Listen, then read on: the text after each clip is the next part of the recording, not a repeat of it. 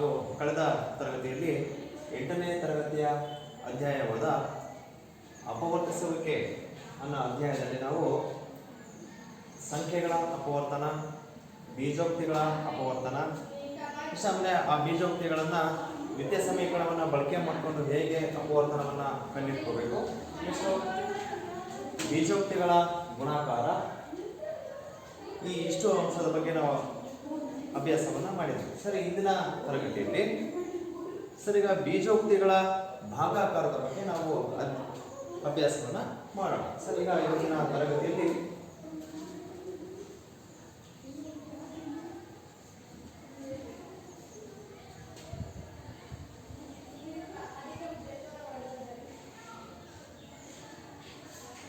ಬೀಜೋಕ್ತಿಗಳ ಭಾಗಾಕಾರ.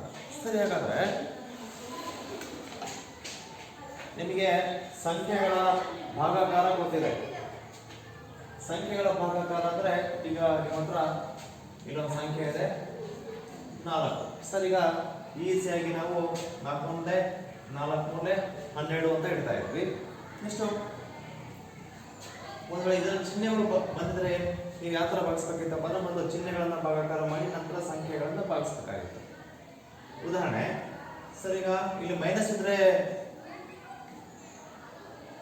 ಚಿಹ್ನೆ ಯಾವ್ದು ಬರ್ತಿತ್ತಪ್ಪ ಅಂತಂದ್ರೆ ನೋಡಿ, ಮೈನಸ್ ಇಲ್ಲಿ ಪ್ಲಸ್ ಇದೆ, ಪ್ಲಸ್ ಇಂಟು ಮೈನಸ್ ಏನಾಗುತ್ತೆ ಅಂದ್ರೆ ಚಿಹ್ನೆಗಳ ಭಾಗಾಕಾರನೂ ಕೂಡ ಒಂದೇ ಆಗುತ್ತೆ, ಗುಣಾಕಾರನೂ ಕೂಡ ಒಂದೇ ಆಗುತ್ತೆ. ಹಾಗಾಗಿ ಮೈನಸ್ ಇಂಟು ಪ್ಲಸ್ ಏನಾಗುತ್ತೆ, ಮೈನಸ್ ಆಗುತ್ತೆ. ಹಾಗಾಗಿ ನಮಗೆ ಆನ್ಸರ್ ಎಷ್ಟು ಬರುತ್ತೆ, -3 ಆಗ್ತಿತ್ತು. ಅಂದ್ರೆ ಭಾಗಿಸ್ಬೇಕಾದ್ರೆ ನಾವೇನ್ ಮಾಡ್ತಾ ಇದ್ವಿ, ಚಿಹ್ನೆಗಳನ್ನ ಭಾಗಾಕಾರ ಮಾಡಿ ನಂತರ ಸಂಖ್ಯೆಗಳನ್ನ ಭಾಗಿಸ್ತಾ ಇದ್ವಿ.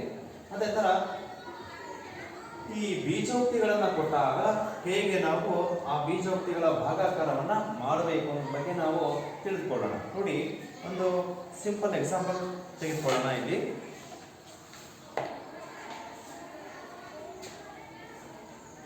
(6x² ಡಿವೈಡೆಡ್ ಬೈ ಬರೀ ಅಥವಾ 2x ಅಂತ ಅನ್ಕೊಳ್ಳೋಣ. ಸರಿ, 6x² ಅನ್ನು ನೀವೇ ಮಾಡಬೇಕಾಗಿದೆ, 7x ಇಂದ ಡಿವೈಡ್ ಮಾಡಬೇಕಾಗಿದೆ, ಹೌದಲ್ವಾ? ಹಾಗಾದ್ರೆ ಹೇಗೆ ನೋಡಿ, ಮೇಲ್ಗಡೆ ಬರ್ಕೊಂಡ್ರಿ 6x². ಸರಿ, ಇದನ್ನ ನೀವು 2x ಇಂದ ಡಿವೈಡ್ ಮಾಡಬೇಕು, ಹೌದಲ್ವಾ? ಸರಿ, ನಿಮ್ಗೆ ಹೇಳಿದ್ರೆ ಫಸ್ಟ್ ಚಿಹ್ನೆಗಳನ್ನ ಭಾಗಿಸ್ಕೋಬೇಕು, ನಂತರ ಸಂಖ್ಯೆಗಳನ್ನ ಭಾಗಿಸ್ಕೋಬೇಕು, ಅದಾದ ನಂತರ ನೀವೇನ್ ಮಾಡ್ಕೋಬೇಕು, ಚರಾಕ್ಷರಗಳನ್ನ ಭಾಗಿಸ್ಬೇಕು. ನೋಡಿ, ಈಗ ಇಲ್ಲಿ ಚಿಹ್ನೆಗಳು ಯಾವುದೂ ಕೂಡ ಇಲ್ಲ, ಹಾಗಾಗಿ ಈಗ ಸಂಖ್ಯೆಗಳಿಗೆ ಹೋಗ್ಬಿಡೋಣ. 2 1 2 3 6, 2 3 6, ಹೌದಲ್ವಾ? ಸರಿ, 2 ರಿಂದ ನಾವು 6 ಅನ್ನು ಭಾಗಿಸ್ತಾ ನಮಗೆ ಎಷ್ಟು ಬಂತು, 3 ಬಂತು. ಈಗ ಚರಾಕ್ಷರಕ್ಕೆ ಹೋಗಿ, ಸರಿ, x ಇಂದ ನಾವು x ಅನ್ನು ಭಾಗಿಸ್ಬೋದಲ್ವಾ, ಹೌದು ತಾನೆ? ಸರಿ, ಮೇಲ್ಗಡೆ x ನಾವು ಎಷ್ಟಿದೆ, 2 ಇದೆ, ಕೆಳಗಡೆ x ನಾವು ಎಷ್ಟಿದೆ, 1 ಇದೆ. ಹಾಗಾಗಿ ನಾವು x ಇಂದ ಭಾಗಿಸಿದಾಗ ಏನಾಗುತ್ತೆ, ಮೇಲ್ಗಡೆ 2ರಲ್ಲಿ 1x ಹೋಗುತ್ತೆ, 1x ಉಳ್ಕೊಳ್ಳುತ್ತೆ. ಹಾಗಾಗಿ ನಮಗೆ ಮೇಲ್ಗಡೆ 1x ಉಳ್ಕೊಳ್ಳುತ್ತೆ. ಹಾಗಾದ್ರೆ 6x² ಅನ್ನು ನಾವು 2x ಇಂದ ಭಾಗಿಸಿದಾಗ ನಮಗೆ ಬರುವ ಆನ್ಸರ್ ಏನಪ್ಪಾ ಅಂದ್ರೆ 3x ಆಗಿದೆ. ಅರ್ಥ ಇದೆಲ್ಲ ವಿದ್ಯಾರ್ಥಿಗಳೇ?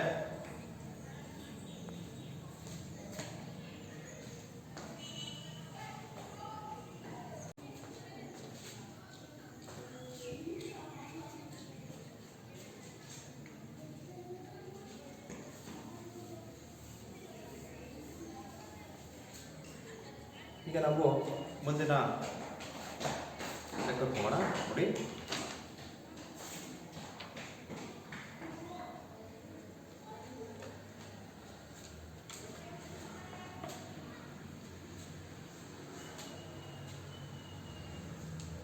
(7x², y² z² divided by 14 xy z ಇಂದ ನಾವು ಭಾಗಿಸ್ಬೇಕು. ಇಲ್ಲಿ ನೋಡಿ ವಿದ್ಯಾರ್ಥಿಗಳೇ, ಇಲ್ಲಿ ಮೇಲ್ಗಡೆ 7x² y² z² ಅನ್ನು ನೀವೇ ಮಾಡ್ಕೋಬೇಕು, 14 xy z ಇಂದ ನಾವು ಭಾಗಾಕಾರವನ್ನ ಮಾಡಬೇಕು. ನೋಡಿ ಸರ್, ಯಾವ್ದನ್ನು ಭಾಗಿಸ್ಬೇಕಾಗಿದೆ ಅದು ಮೇಲ್ಗಡೆ ಇರುತ್ತೆ, 7x² y² z² divided by ಯಾವುದರಿಂದ ನೋಡಿ 14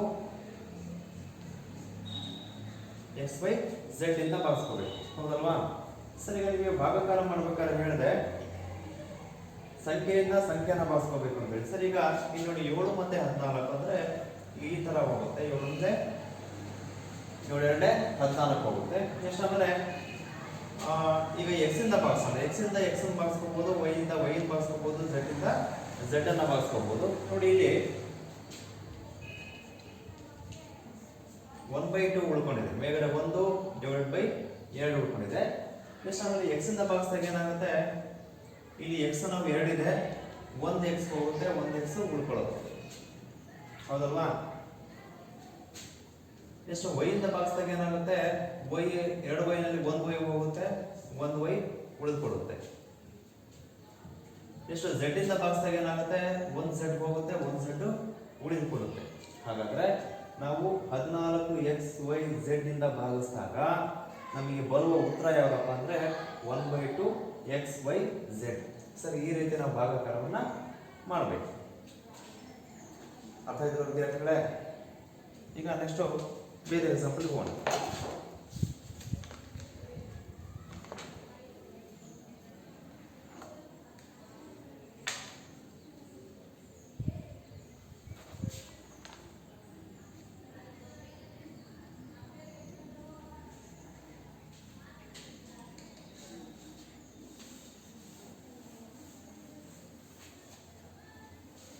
ವಿದ್ಯಾರ್ಥಿಗಳೇ, ನಾವು ಇಲ್ಲಿವರೆಗೂ ಏಕಪದೋಕ್ತಿಯಿಂದ ಏಕಪದೋಕ್ತಿನ ಹೇಗೆ ಭಾಗಾಕಾರ ಮಾಡಬೇಕು ಅಂತ ನಾವು ತಿಳ್ಕೊಂಡ್ವಿ. ಸರಿ, ಈಗ ನೆಕ್ಸ್ಟ್ ಏನಪ್ಪ ಅಂದ್ರೆ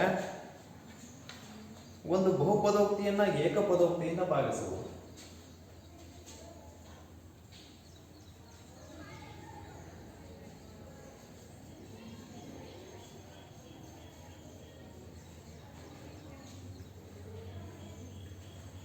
ಒಂದು ಬಹುಪದೋಕ್ತಿಯನ್ನು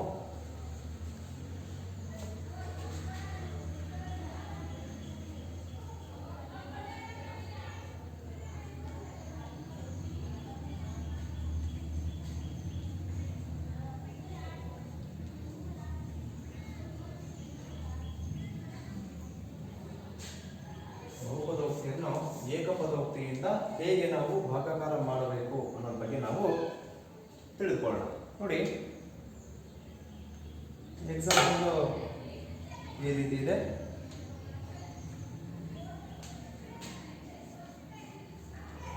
x² plus 14x divided by x plus 2 ನಿಂದ ಭಾಗಿಸಿ ಅಂತಿದೆ. ಸರಿ, ಈಗ ನೀವೇನ್ ಮಾಡಬೇಕು, 7x² ಪ್ಲಸ್ 14 ಈ ದ್ವಿಪದೋಕ್ತಿಯನ್ನ ನೀವೇನ್ ಮಾಡ್ಕೋಬೇಕು, ಇನ್ನೊಂದು ದ್ವಿಪದೋಕ್ತಿಯಿಂದ ಭಾಗಾಕಾರವನ್ನು ನೀವು ಇಲ್ಲಿ ಮಾಡಬೇಕಾಗುತ್ತೆ. ಸರಿ, ಹೇಗೆ ಭಾಗಾಕಾರ ಮಾಡಬೇಕು ಅಂತ ನಾವೀಗ ನೋಡೋಣ.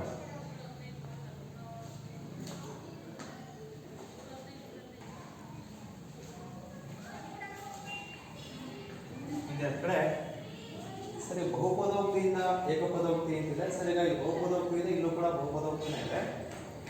ಸರಿ, ಈಗ ನಾವು 7x² ಪ್ಲಸ್ 14x ಅನ್ನು ನೀವೇನ್ ಮಾಡಬೇಕು, x plus 2 ಇಂದ ಭಾಗಿಸ್ಬೇಕು, ಹೌದಲ್ವಾ? ಸರಿ, ಈಗ ನೋಡಿ, ಈ ತರ ಲೆಕ್ಕವನ್ನ ಕೊಟ್ಟಾಗ ನೀವು ಏನ್ ಮಾಡ್ಬೇಕಪ್ಪ ಅಂತಂದ್ರೆ, ಇಲ್ಲಿ 2 ಪದಗಳು ಈ ತರ ಕೊಟ್ಟಾಗ ನೀವೇನ್ ಮಾಡ್ಕೋಬೇಕು ಅಂತಂದ್ರೆ, ಮೊದಲು ಏನ್ ಮಾಡ್ಕೊಳ್ಬೇಕು, ನಾವು ಆ ಬೀಜೋಕ್ತಿಗಳ ಅಪವರ್ತನಗಳನ್ನ ಕಂಡುಹಿಡ್ಕೋಬೇಕು. ಅಂದ್ರೆ ಕೊಟ್ಟಿರುವ ಬಹುಪದೋಕ್ತಿಗಳು ಬೀಜೋಕ್ತಿಗಳು ಏನಾಗಿರ್ಬೇಕು, ಅಪವರ್ತನ ರೂಪದಲ್ಲಿ ಬರೋ ತರ ಮಾಡ್ಕೋಬೇಕು.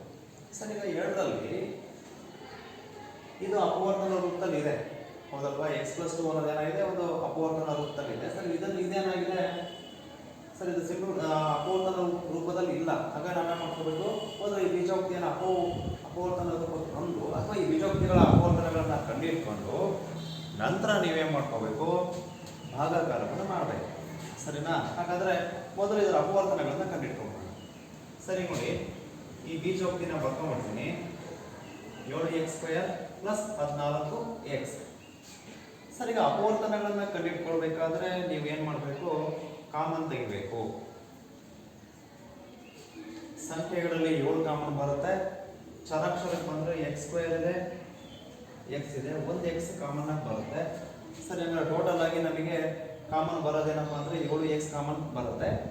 ಸರ್ ಈಗ ಕಾಮನ್ ತೆಗೆದಾಗ ನಮಗೆ ಏನು ಉಳ್ಕೊಳುತ್ತೆ ನೋಡಿ, 7 ಹೋಗುತ್ತೆ, x ಉಳ್ಕೊಳುತ್ತೆ. ಎಷ್ಟು 7 2 14, x ಏನಾಗುತ್ತೆ ಕ್ಯಾನ್ಸಲ್ ಆಯಿತು. ಹಾಗಾದರೆ ನಮಗೆ ಈಗ ಬಂದಿರುವ 7x² + 14ರ ಅಪವರ್ತನಗಳು ಹಿಂಗೆ ಬರುತ್ತೆ. ಒಂದು 7x ಮತ್ತು ಇನ್ನೊಂದು x + 2 ಹೌದಲ್ವಾ. ಸರ್ ಈಗ ಇದು ಅಪವರ್ತನ ರೂಪದಲ್ಲಿ ಇದೆ, ಇದು ಕೂಡ ಅಪವರ್ತನ ರೂಪದಲ್ಲಿ ಇದೆ. ಈಗ ನಾವೇ ಮಾಡ್ಕೋಬಹುದು, ಭಾಗಾಕಾರವನ್ನು ಈಸಿಯಾಗಿ ಮಾಡಬಹುದು. ನೋಡಿ,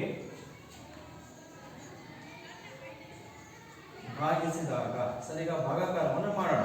ನೋಡಿ ಮೇಲ್ಗಡೆ 7x × x + 2 ಇದೆ, 7x × x + 2 ಇದೆ, ಡಿವೈಡೆಡ್ ಬೈ ಕೆಳಗಡೆ ಎಷ್ಟಿದೆ ವಿದ್ಯಾರ್ಥಿಗಳೇ, x + 2 ಇದೆ, x + 2 ಇದೆ. ಸರ್ ಮೇಲ್ಗಡೆ ಕೂಡ ಈಗ ಏಕಪದ ಇದೆ, ಕೆಳಗಡೆ ಕೂಡ ಏಕಪದ ಇದೆ. ಸರ್ ಇಲ್ಲಿ ನಾವು ಯಾವ್ದಾರ ಹೋಗೋದಾದ್ರೆ ಏನು ಮಾಡ್ಕೋಬಹುದು, ನಾವು ಇಲ್ಲಿ ಭಾಗಾಕಾರವನ್ನು ಮಾಡ್ಬೋದು, ಭಾಗಿಸ್ಬೋದು. ನೋಡಿ ಯಾವ್ದಾರ ಹೋಗುತ್ತೆ ನೋಡಿ, ಹೋಗುತ್ತಲ್ವಾ. ಸರ್ ಯಾವುದು, ಮೇಲ್ಗಡೆ x + 2, ಕೆಳಗಡೆ x + 2, both get cancel. Same ಇದರಿಂದ ಏನಾಗುತ್ತೆ, ಎರಡು ಕೂಡ ಏನಾಗುತ್ತೆ ಕ್ಯಾನ್ಸಲ್ ಆಗುತ್ತೆ. ಹಾಗಾದ್ರೆ ಉಳ್ಕೊಳ್ಳೋದೇನು 7x. ಅರ್ಥ ಇದಲ್ವಾ. ಸರ್ ಇಷ್ಟೇ ಆನ್ಸರ್. ಹಾಗಾದ್ರೆ ಈ ಬೀಜೋಕ್ತಿಯನ್ನ x + 2 ನಿಂದ ಭಾಗಿಸಿದಾಗ ನಮಗೆ ಬರುವ ಆನ್ಸರ್ ಯಾವುದಪ್ಪ ಅಂದರೆ 7x ಆಗಿರುತ್ತೆ. ಅರ್ಥ ಇದಲ್ವಾ. ಸರಿ, ಈ ರೀತಿ ನಾವು ಬಹುಪದೋಕ್ತಿಗಳನ್ನು ಕೊಟ್ಟಾಗ ಅಥವಾ ಬಹುಪದೋಕ್ತಿಗಳನ್ನು ಕೊಟ್ಟು ನಿಮಗೆ ಭಾಗಾಕಾರ ಮಾಡಿ ಅಂತ ಹೇಳಿದಾಗ ಇದೊಂದು ವಿಧಾನ ಇದೆ. ಯಾವ ವಿಧಾನ ಇದು, ಅಪವರ್ತನಗಳನ್ನು ಕಂಡಿಟ್ಕೊಂಡು ಅದ್ರ ಮೂಲಕ ಭಾಗಾಕಾರ ಮಾಡುವ ವಿಧಾನ. ಅರ್ಥ ಆಗಿರಲ್ವಾ. ಸರಿ, ನೆಕ್ಸ್ಟ್ ಮುಂದಿನ ಲೆಕ್ಕಕ್ಕೆ ಹೋಗೋಣ.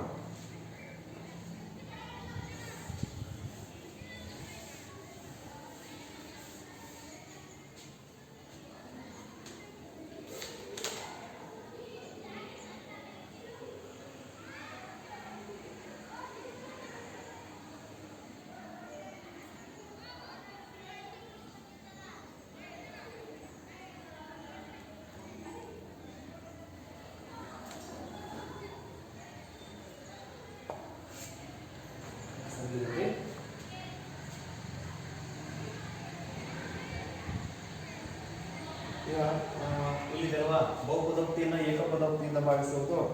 ಅದರಲ್ಲಿ ಒಂದು ಲೆಕ್ಕವನ್ನು ಮಾಡೋಣ. ನೋಡಿ, 4y + 5y² + 6y ಇದನ್ನು ನೀವೇನು ಮಾಡಬೇಕು, ಭಾಗಿಸ್ಬೇಕು. 2y ಇಂದ ಭಾಗಿಸ್ಬೇಕು, 2y ಇಂದ ಭಾಗಿಸ್ಬೇಕು. ಏನಿದೆಲ್ವಾ, ಏಕಪದೋಕ್ತಿಯಿಂದ ಬಹುಪದೋಕ್ತಿಗಳ ಭಾಗಾಕಾರ. ಸರ್ ನಿಮಗೆ ಹೇಳಿದೆ, ಭಾಗಾಕಾರ ಮಾಡೋಕ್ಕಿಂತ ಮುಂಚೆ ನಾವೇನು ಮಾಡ್ಕೋಬೇಕು, ಆ ಬೀಜೋಕ್ತಿಯ ಅಪವರ್ತನಗಳನ್ನು ಕಂಡುಹಿಡ್ಕೋಬೇಕು ಅಂತ ಹೇಳಿ. ಸರ್ ಈಗ ಇದು ಸಿಂಪಲ್ ಫಾರ್ಮಲ್ ಇದೆ, ಇದನ್ನು ಬಿಟ್ಬಿಡಿ. ಸರ್ ಈ ಬೀಜೋಕ್ತಿಗೆ ಬನ್ನಿ ಅಥವಾ ಈ ಬಹುಪದೋಕ್ತಿಗೆ ಬನ್ನಿ.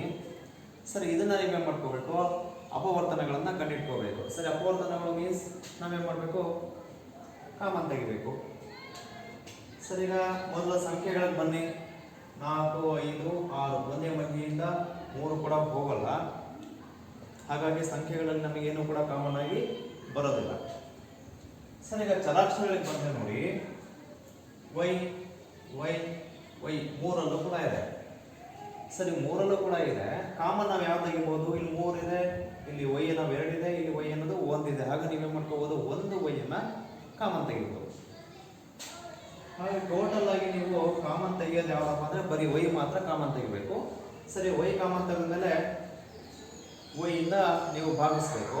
ನೋಡಿ 4 ಹೋಗಲ್ಲ, y ಇಂದ ಭಾಗಿಸ 1y ಹೋಗುತ್ತೆ, 1y ಅಥವಾ y² ಉಳ್ಕೊಳುತ್ತೆ.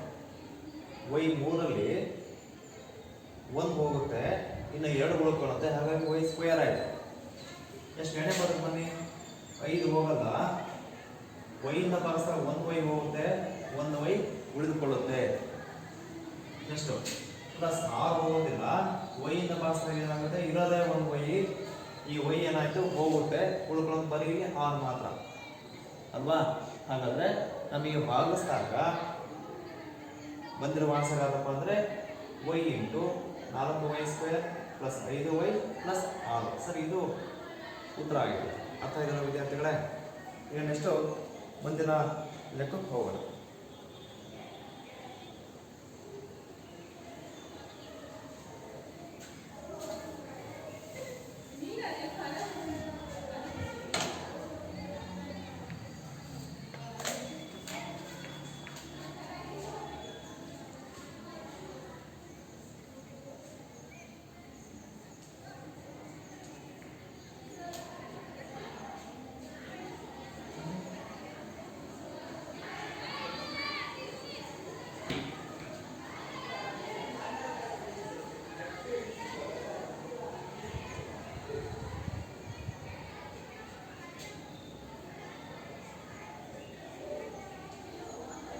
ನೋಡಿ ಇಲ್ಲಿ ಎಕ್ಸ್ ವೈ ಝೆಡ್ ಇಂದ ಭಾಗಿಸ್ಬೇಕು, ಹೌದಲ್ವಾ?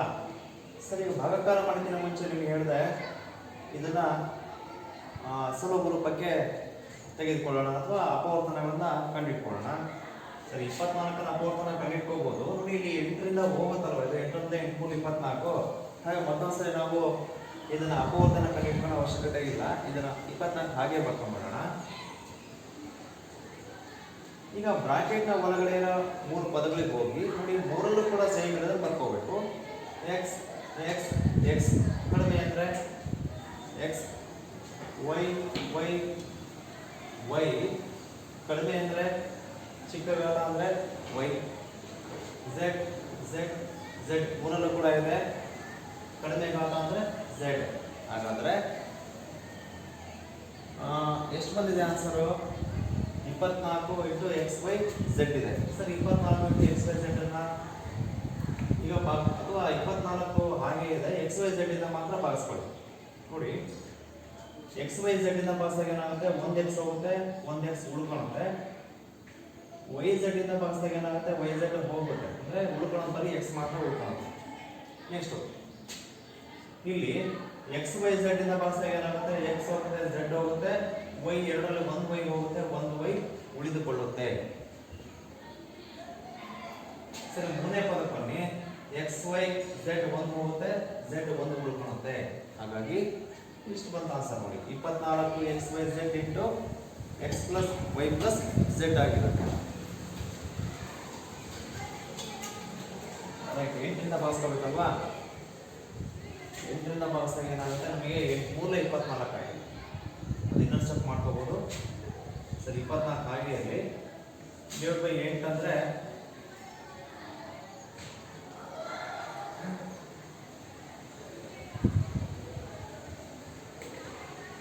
ಸರಿ, 8 × XY Z ಅನ್ನು ಭಾಗಿಸಿದಾಗ ಏನಾಗುತ್ತೆ? 8 × 3 = 24. ನೆಕ್ಸ್ಟ್ ಈ XYZ get cancel, ಉಳ್ಕೊಳ್ಳೋದಂದ್ರೆ 3 × x + y + z ಆಗಿರುತ್ತೆ. ಸರಿ, ಇದಿಷ್ಟು ಇದು ಉತ್ತರ ಆಗಿದೆ. ಸರಿ, ಹಾಗಾದ್ರೆ ಆನ್ಸರ್ ಎಷ್ಟು? ನಮಗೆ 3 × x + y + z ಆಗಿದೆ. ಅರ್ಥ ಇದಲ್ವಾ? ನೆಕ್ಸ್ಟ್ ಈಗ ಮುಂದಿನ ಲೆಕ್ಕಕ್ಕೆ ಹೋಗೋಣ.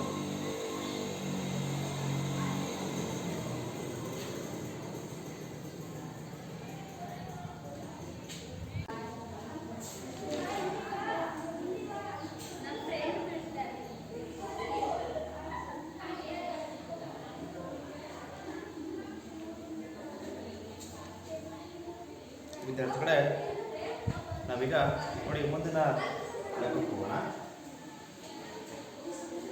ಲೆಕ್ಕ ಈ ರೀತಿದೆ. 5 × 2x + 1 × 3x + 5 / 2x + 1. ಸರಿ, ಈಗ ನಾವೇನು ಮಾಡಬೇಕು? ಈ ಬೀಜೋಕ್ತಿಯಿಂದ ಭಾಗಿಸ್ಬೇಕು. ಸರಿ, ಈಗ ಈ ಲೆಕ್ಕ ಸ್ವಲ್ಪ ಸಿಂಪಲ್ ಆಗಿದೆ ನೋಡಿ, ಲಾಸ್ಟ್ ಲೆಕ್ಕಕ್ಕಿಂತ. ಇಲ್ಲಿ ನಿಮಗೆ ಬೀಜೋಕ್ತಿಗಳನ್ನ ಅಪವರ್ತನ ಫಾರ್ಮಲ್ಲೇ ಕೊಟ್ಬಿಟ್ಟಿದ್ದಾರೆ, ಹೌದಲ್ವಾ? ನೋಡಿ, 5 × 2x + 1 × 3x + 5 ಅಪವರ್ತನ ಫಾರ್ಮಲ್ಲೇ ಇದೆ. ಸರಿ, ಈ ಕಡೆ ಬೀಜೋಕ್ತಿ ಕೂಡ ಏನಿದೆ? ಅಪವರ್ತನ ಫಾರ್ಮಲ್ಲೇ ಇದೆ. ಹಾಗಾಗಿ ನಾವೇನು ಮಾಡ್ಕೋಬಹುದು? ನೇರವಾಗಿ ಭಾಗಾಕಾರವನ್ನು ಮಾಡ್ಬೋದು. ಸರಿ, ಈಗ ಇದನ್ನ ಬಾಕ್ಸನ್ನು ನೋಡಿ. 5 × 2x + 1 × 3x + 5 ಇದನ್ನ 2x+1 ಇಂದ ಭಾಗಿಸೋಣ. ನೋಡಿ ಎಲ್ಲವೂ ಕೂಡ ಸಿಂಗಲ್ ಆಗಿ ಅಪವರ್ತನ ಇರೋದ್ರಿಂದ ನಾವೇನ್ ಮಾಡ್ಕೋಬಹುದು, ನೇರವಾಗಿ ಸೇಮ್ ಇರೋ ಅಪವರ್ತನಗಳನ್ನ ಭಾಗಿಸಬಹುದು. ಸರಿ, ಈಗ ಸೇಮ್ ಇರುವ ಅಪವರ್ತನಗಳು ಯಾವುದಿದೆ ಇದರಲ್ಲಿ ನೋಡೋದಾದ್ರೆ 2x+1 2x+1 both get cancel. ಎರಡು ಕೂಡ ಏನಾಯ್ತು, ಕ್ಯಾನ್ಸಲ್ ಆಯ್ತು. ಸರಿ, ಉಳ್ಕೊಂಡಿರೋದೇನೋ ನೋಡಿ 5 ಇಂಟು 3x+5 5 ಇಂಟು 3x+5 ಬಂತು. ಸರಿ, ಏನಿದು ಸರಿ ಆನ್ಸರ್ ಇದು. ಅಂದರೆ 2x+1ರಿಂದ ನಾವು ಈ ಬಹುಪದೋಕ್ತಿಯನ್ನು ಭಾಗಿಸ್ತಾ ನಮಗೆ ಬಂದಿರೋ ಉತ್ತರ ಯಾವುದಪ್ಪ ಅಂದರೆ 5 ಇಂಟು 3x+5 ಆಗಿದೆ. ಅರ್ಥ ಆಗಿದಲ್ವಾ? ಸರಿ, ಈ ರೀತಿ ಅಪವರ್ತನಗಳನ್ನು ಕೊಟ್ಟಾಗ ನಾವು ನೇರವಾಗಿ ಅದನ್ನ ಭಾಗಾಕಾರ ಈಸಿಯಾಗಿ ಮಾಡ್ಬೋದು. ಸರಿ, ಇದೇ ಥರದ್ದು ಇನ್ನೊಂದು ಲೆಕ್ಕ ನೋಡೋಣ.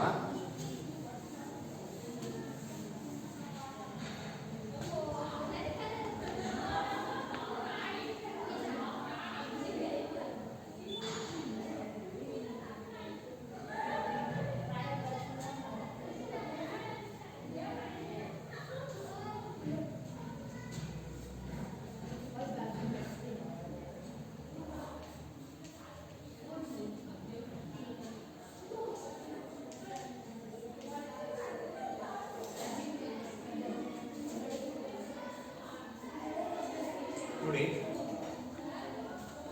ಈ ಲೆಕ್ಕ x into x+1 into x+2 into x+3 divided by x into x+1.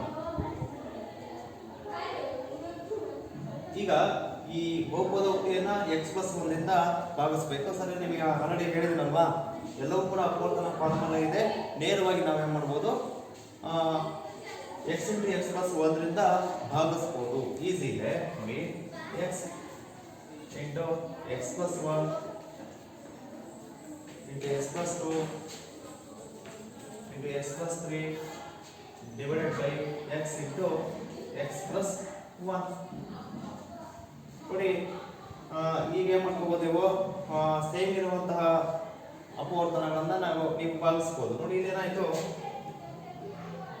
x cancel, x+1 get cancel. ಸರಿ, ಮತ್ತೆ ಭಾಗಿಸೋದಕ್ಕೆ ಏನು ಕೂಡ ಇಲ್ಲಿ ಉಳ್ಕೊಂಡಿಲ್ಲ. ಹಾಗಾಗಿ ಆನ್ಸರು x+2 x+3 ಹೌದಲ್ವಾ? ಹಾಗಾದ್ರೆ ನಿಮಗೆ ಬಂದಿರುವ ಆನ್ಸರ್ ಯಾವ್ದಪ್ಪ ಅಂದ್ರೆ ಒಂದು x+2 ಮತ್ತೊಂದು x+3. ಅರ್ಥ ಆಗಿದಲ್ವಾ? ಸರಿ, ಈ ರೀತಿ ನಾವು ಭಾಗಾಕಾರವನ್ನು ಮಾಡಬಹುದು.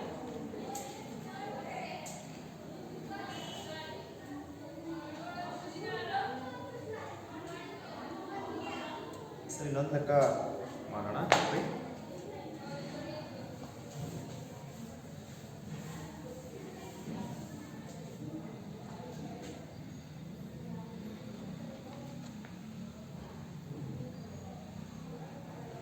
ಸರಿ, ಇಂಪಾರ್ಟೆಂಟ್ ಇದು. 12 into 12xy into 9x² minus 16y² divided by 4xy into 3x+4y. ನೋಡಿ ಸ್ವಲ್ಪ ಲೆಕ್ಕ ಡಿಫರೆಂಟ್ ಆಗಿದೆ. ಇಲ್ಲಿ 12xy ಇಂಟು ಬ್ರಾಕೆಟ್ ಒಳಗಡೆ 9x² ಮೈನಸ್ 16y² ಇದೆ. ಸರ್, ಇದನ್ನ ಸಿಂಪಲ್ ಆಗಿದೆ. 4xy ಇಂಟು 3x+4y ಇದೇನಾಗಿದೆ, ಅಪವರ್ತನ ಫಾರ್ಮಲ್ ಇದೆ. ಸರ್, ಇದನ್ನ ನೀವೇ ಮಾಡ್ಕೋಬೇಕು. ಹೇಗಾದ್ರೂ ಮಾಡಿ ಈ ಬೀಜೋಕ್ತಿಯ ಅಪವರ್ತನಗಳನ್ನ ಕಂಡುಹಿಡ್ಕೋಬೇಕು. ಅದಾದ ನಂತರ ನೀವೇ ಮಾಡ್ಕೋಬೇಕಾಗುತ್ತೆ, ಭಾಗಿಸ್ಬೇಕು. ನೋಡಿ 12xy ಬೇಕಾದ್ರೆ ಹಾಗೆ ಇಟ್ಕೊಂಡ್ಬಿಡೋಣ. ಇದು 9x² ಮೈನಸ್ 16y² ಅನ್ನೋದು ಏನಾಗಿದೆ, ಇದು ಒಂದು ಸೂತ್ರದ ಪ್ರಕಾರ ಇದೆ. a² ಮೈನಸ್ b² ಪ್ರಕಾರ ಇದೆ. 9 ನೆನ್ ಬರ್ಕೋಬಹುದು, 3x² ಆಗುತ್ತೆ. ಹಾಗಾಗಿ ಇಲ್ಲಿ ಏನ ಜಾಗದಲ್ಲಿ ಬರುವ ಪದ ಯಾವ್ದಪ್ಪ ಅಂದ್ರೆ 3x. ಇನ್ನೊಂದು ಸ್ವಲ್ಪ ಕನ್ಫರ್ಮ್ ಮಾಡೋಣ. ನೋಡಿ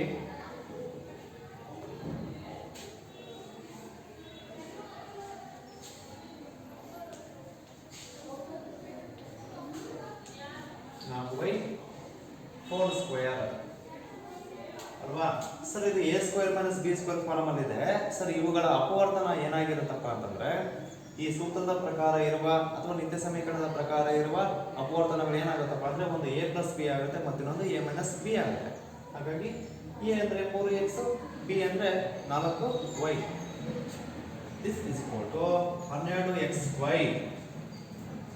ಇದರ ಅಪವರ್ತನ ಏನಾಗುತ್ತೆ, ಒಂದು 3x ಪ್ಲಸ್ 4y ಆಯಿತು, ಇನ್ನೊಂದು 3x ಮೈನಸ್ 4y ಆಯಿತು. ಅಪವರ್ತನಗಳು ಬಂದ್ಬಿಟ್ಟು ಈ ಬೀಜೋಕ್ತಿಯ ಅಪವರ್ತನಗಳು ಬಂದಿದೆ. therefore divided by ಈ ಬಾಕ್ಸ್ ಮಾಡೋಣ ನೋಡಿ 4xy into 3x plus 4y. Sir ಈಗ ಬಾಕ್ಸ್ ಅಣ್ಣ 4 12 xy ಗೆಟ್ ಕ್ಯಾನ್ಸಲ್. ಇದಾದ ನಂತರ 3x plus 4y 3x plus 4y get cancel. ಹಾಗಾದ್ರೆ ಉಳ್ಕೊಂಡಿರೋದು ಇಲ್ಲಿ ನೋಡಿ, ಇಲ್ಲಿ ಬರೀ 3 ಮಾತ್ರ ಇದೆ, ಇದು ಕ್ಯಾನ್ಸಲ್ ಆಗಿದೆ, ಇದು ಮಾತ್ರ ಉಳ್ಕೊಂಡಿದೆ. ಅಂದರೆ 3x ಮೈನಸ್ 4y ಉಳ್ಕೊಂಡ್ರು. ಸರಿ, ಕೆಳಗಡೆ ಏನಿಲ್ಲಲ್ವಾ ಸಂಪೂರ್ಣ ಭಾಗವಾಗಿದೆ. ಹಾಗಾಗಿ 3 into 3x minus 4y answer ಆಗಿದೆ. ಅರ್ಥ ಆಯ್ತಲ್ವಾ?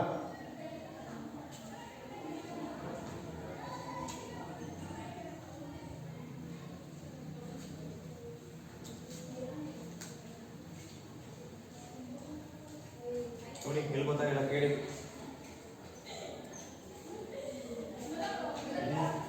ಸರಿ, a square minus B square form ಇತ್ತು.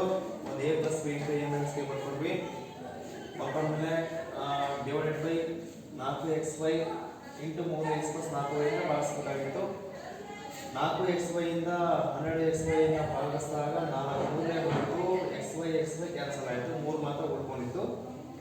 ನೆಕ್ಸ್ಟ್ ಅಪವರ್ತನಗಳಿಂದ ಭಾಗಿಸಿದಾಗ ಏನಾಯಿತು, 3x plus 4y 3x plus 4y get cancel ಆಯಿತು. ಉಳ್ಕೊಂಡಿದ್ದು 3x ಮೈನಸ್ 4y ಮಾತ್ರ ಉಳ್ಕೊಂಡಿತ್ತು. ಹೌದಲ್ವಾ? ಸರಿ, ಈ ರೀತಿ ನಾವು ಲೆಕ್ಕವನ್ನು ಮಾಡಬೇಕು. ಸರಿ, ನನ್ನ ಲೆಕ್ಕವನ್ನು ಮಾಡೋಣ.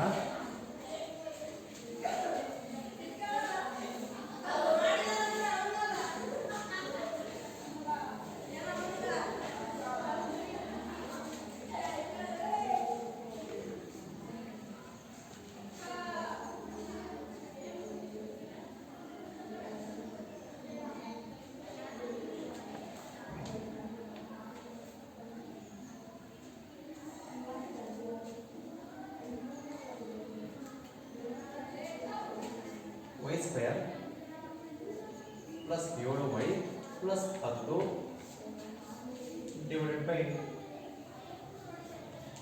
y plus 5. ಈಗ ಇದರ ಅಪವರ್ತನಗಳನ್ನ ಕಂಡುಹಿಡ್ಕೊಂಬೋಣ. ಸರಿ, 10ರ ಅಪವರ್ತನಗಳು 2 10 10 ಮುಂದೆ 10. ಎಷ್ಟು ಪ್ಲಸ್ಗಳು ಬರಬೇಕು ಅಂದರೆ ನಾವು ಈ ಅಪವರ್ತನಗಳನ್ನ ಚೂಸ್ ಮಾಡ್ಕೊಳ್ಳಿ. ನೀವೆಲ್ಲ ಹಿಂದಿನ ತರಗತಿಯಲ್ಲಿ ax square plus bx plus c ರೂಪದಲ್ಲಿರುವ ಬೀಜೋಕ್ತಿಗಳ ಅಪವರ್ತನಗಳನ್ನು ಹೇಗೆ ಕಂಡುಹಿಡ್ಕೋಬೇಕು ಅನ್ನೋದನ್ನು ಹೇಳ್ಕೊಟ್ಟಿದ್ದೇನೆ. ಹಾಗಾಗಿ ನಾನು ಈಗ ನೇರವಾಗಿ ಬರ್ಕೊತೀನಿ. y square plus 2y plus 5y plus 10 ಗುಂಪು ಮಾಡಿ y ಕಾಮನ್ ತಗೊಂಡ್ರೆ y ಪ್ಲಸ್ 2 ಪ್ಲಸ್ 5 ಕಾಮನ್ ತಗೊಂಡ್ರೆ y ಪ್ಲಸ್ 2. ಹಾಗಾಗಿ ಅಪವರ್ತನಗಳು ಒಂದು y ಪ್ಲಸ್ 2, ಇನ್ನೊಂದು y ಪ್ಲಸ್ 5. ಸರ್, ಈಗ ಈ ಬೀಜೋಕ್ತಿಯ ಅಪವರ್ತನಗಳು ಏನು ಬಂದ್ಬೇಕ ನಮಗೆ ಅಂದರೆ ಒಂದು y ಪ್ಲಸ್ 2 ಬಂತು, ಇನ್ನೊಂದು y ಪ್ಲಸ್ 5 ಬಂತು. ಸರ್, ಈಗ ಬಾಕ್ಸ್ ಅನ್ನ ಕೊಡಿ.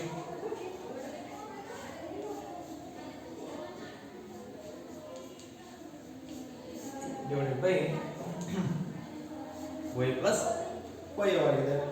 ಈಗ y ಪ್ಲಸ್ 5 ಗೆಟ್ ಕ್ಯಾನ್ಸಲ್. ಹಾಗಾದ್ರೆ ಆನ್ಸರ್ ನಮಗೆ ಏನು ಬರುತ್ತೆ, y ಪ್ಲಸ್ 2 ಬರುತ್ತೆ. ಅರ್ಥ ಇದೆಯಾ? ಸರ್, ಈ ರೀತಿ ನಾವು ಅಪವರ್ತನಗಳನ್ನ ಕಂಡುಹಿಡ್ಕೊಂಡು ನಂತರ ನೀವು ಭಾಗಿಸ್ಬೇಕು. ವಿದ್ಯಾರ್ಥಿಗಳೇ, ಹಾಗಾದ್ರೆ 8ನೇ ತರಗತಿಯ ಅಧ್ಯಾಯ ಅಪವರ್ತಿಸುವಿಕೆ ಈ ಪಾಠ ಏನಾಗುತ್ತೆ ಇಲ್ಲಿಗೆ ಕಂಪ್ಲೀಟ್ ಆಗುತ್ತೆ. ಸರ್, ನಾವೀಗ ಏನೇನು ತಿಳ್ಕೊಂಡ್ವಿ ಈ ಪಾಠದಲ್ಲಿ? ಮೊದಲನೇದಾಗಿ ಅಪವರ್ತನಗಳ ಬಗ್ಗೆ ತಿಳ್ಕೊಂಡ್ವಿ. ನಂತರ ಸಂಖ್ಯೆಯ ಅಪವರ್ತನ, ಬೀಜೋಕ್ತಿಯ ಅಪವರ್ತನಗಳು ಹೇಗೆ ನಾವು ಕಂಡುಹಿಡ್ಕೊಳ್ಬೇಕು ಅಂತೇಳಿ, ನೆಕ್ಸ್ಟು ಈ ಉಪದೋಕ್ತಿಗಳನ್ನು ಕೊಟ್ಟಾಗ ಅಥವಾ ವಿದ್ಯಾ ಸಮೀಕರಣಗಳನ್ನು ಬಳಕೆ ಮಾಡಿಕೊಂಡು ಹೇಗೆ ನಾವು ಅದರ ಅಪವರ್ತನಗಳನ್ನು ಕಂಡುಹಿಡ್ಕೋಬೇಕು ಅನ್ನೋದಾಯಿತು. ಅದಾದ ನಂತರ ಬೀಜೋಕ್ತಿಗಳ ಗುಣಾಕಾರ, ನೆಕ್ಸ್ಟು ಬೀಜೋಕ್ತಿಗಳ ಭಾಗಾಕಾರ. ಇದು ಭಾಗಾಕಾರದಲ್ಲಿ ನಮಗೆ 2-3 ಥರ ಇತ್ತು. ಅವೆಲ್ಲ ಲೆಕ್ಕಗಳನ್ನು ನಾವು ಇಲ್ಲಿ ಸಾಲ್ವ್ ಮಾಡಿಸ್ತೀನಿ. ಸೊ ನಿಮಗೆ ಏನಾದರೂ ಲೆಕ್ಕಗಳು ಗೊತ್ತಾಗಿಲ್ಲ ಅಂದರೆ ಅಭ್ಯಾಸದಲ್ಲಿ ಲೆಕ್ಕಗಳನ್ನು ಮಾಡಿ ಗೊತ್ತಾಗಿಲ್ಲ ಅಂದರೆ ನನಗೆ ಹೇಳ್ಬೋದು, ಮತ್ತೆ ಆ ಲೆಕ್ಕಗಳಿಗೆ ಸಾಲ್ವ್ ಮಾಡಿ ವಿಡಿಯೋವನ್ನು ಅಪ್ಲೋಡ್ ಮಾಡ್ತೀನಿ. ಅರ್ಥ ಇದ್ದರೆ ವಿದ್ಯಾರ್ಥಿಗಳೇ, ಸರ್ ಇಲ್ಲಿಗೆ